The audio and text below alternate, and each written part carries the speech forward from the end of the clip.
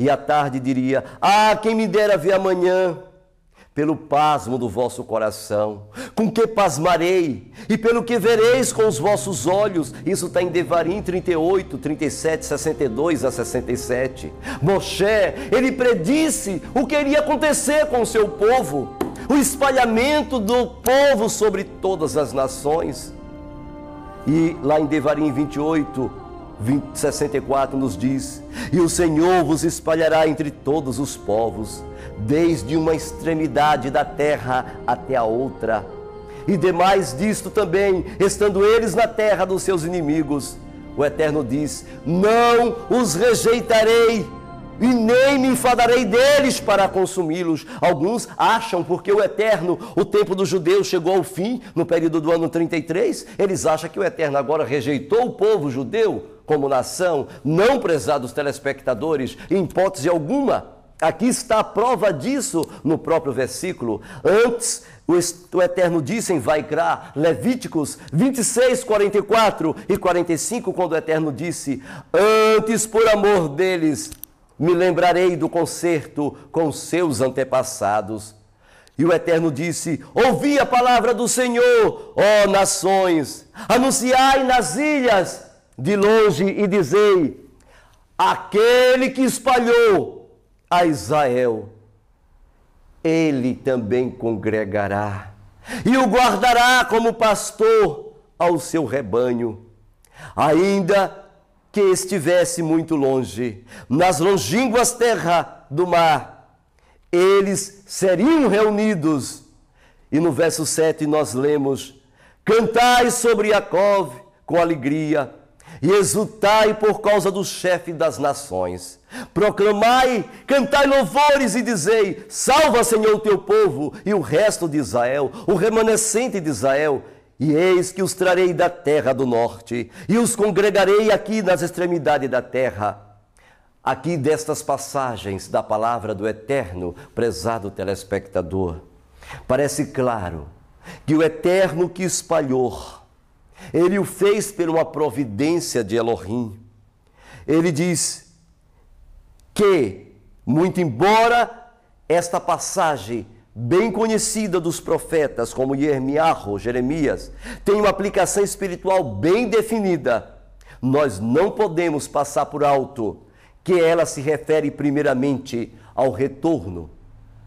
O período em que o Eterno diz lá em Hoshea: eu fiz a ferida, Hoshea 6, 1, e eu mesmo a curarei.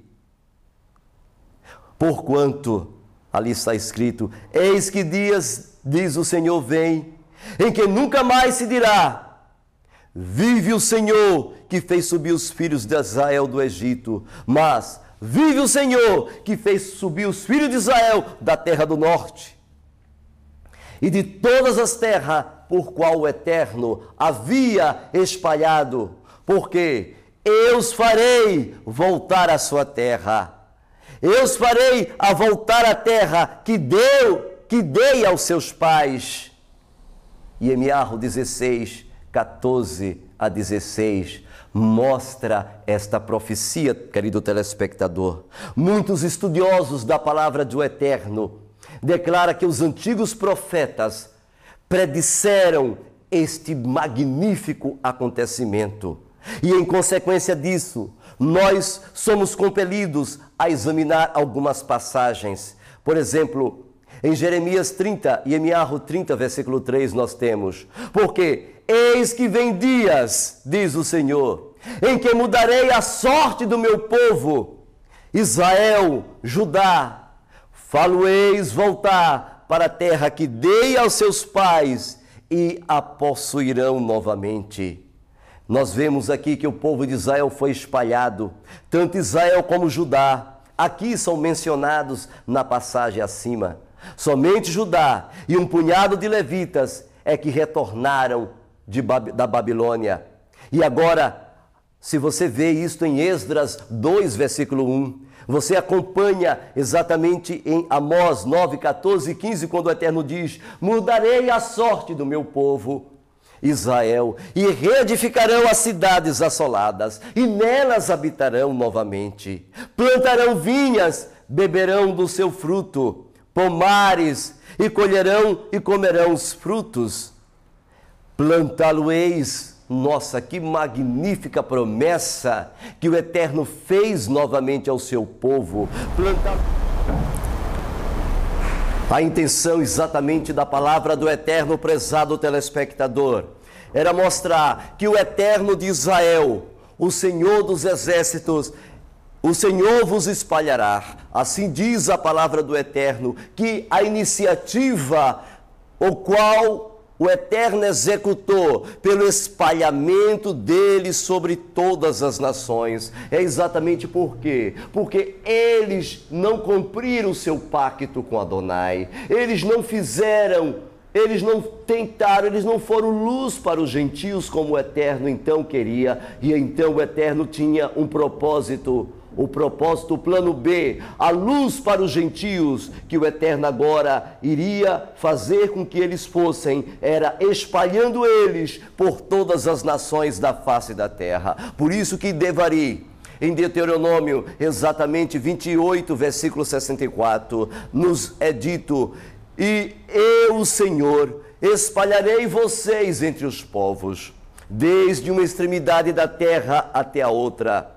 Inclusive, lá em Vaikra, completa dizendo mais ainda: mas eu farei isso antes por amor deles, e me lembrarei do concerto que fiz com Abraão, com Isaac e com Jacó. Exatamente, prezado telespectadores, Adonai Sevaor, o propósito do Eterno era espalhar o seu povo por causa da sua transgressão, mas exatamente trazer seu povo de volta, congregar seu povo de volta, era o máximo propósito do Eterno. E isso está escrito, por exemplo: ouvi a palavra do Senhor, ó nações, anunciai as ilhas do mar, e de longe dizei: aquele que espalhou a Israel o congregará e o guardará, como pastor guarda o seu rebanho. Ainda que estivesse muito longe nas longínquas terras do mar, eles seriam reunidos. E lá no versículo 7 diz: cantai sobre Jacó com alegria, exultai por causa do chefe das nações, proclamai, cantai louvores e dizei: salva, Senhor, teu povo, o restante do teu remanescente.